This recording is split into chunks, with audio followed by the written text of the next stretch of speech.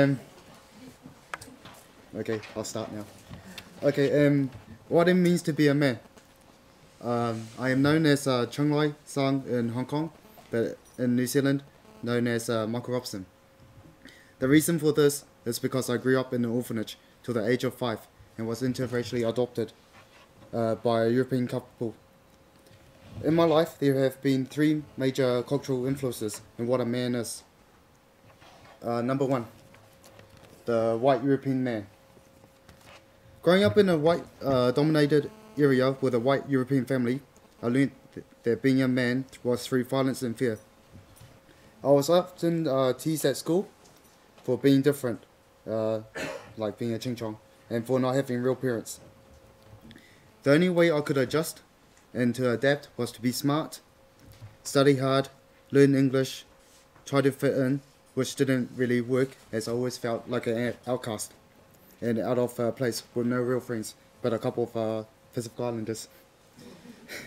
At home, being a man meant to study hard, lose my identity, my cultures, my language, become white on the inside, and mentally as well. Both my adoptive parents were physically, emotionally, and psychologically abusive towards me and also towards each other.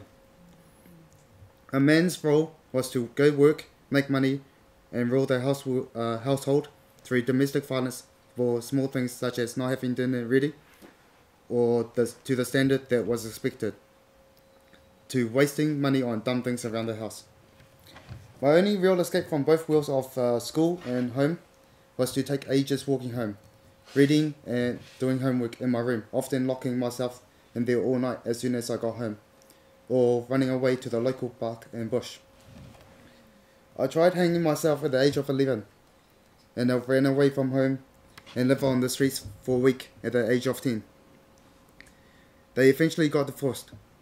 I stood up once against my adoptive mother when I finally had enough of her abuse and threw her against the wall, saying I was getting sick of being beaten up by her.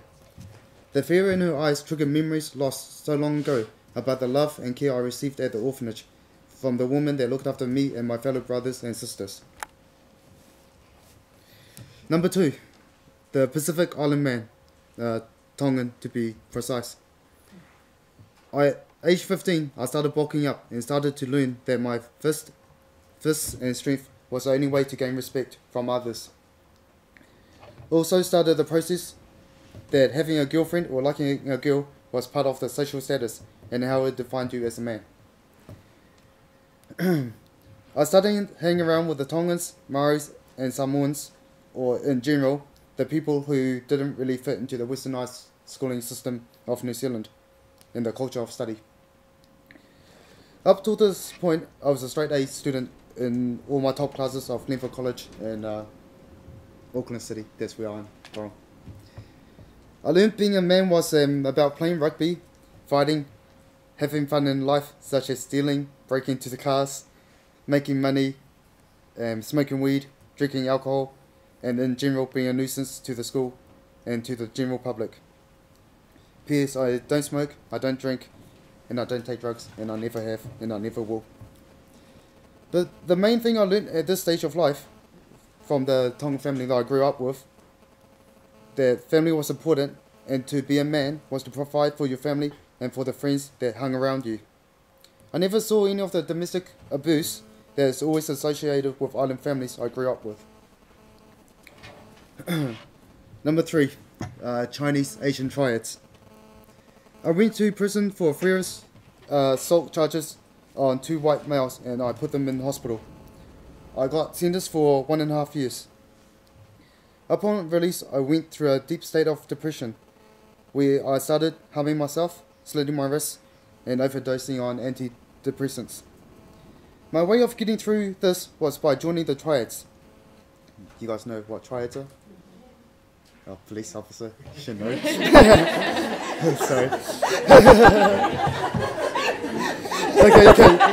Alright, carry on. Okay. Through them, I found a sense of identity, culture, and belonging. Being a man in this world was to have money, power, respect, and voice.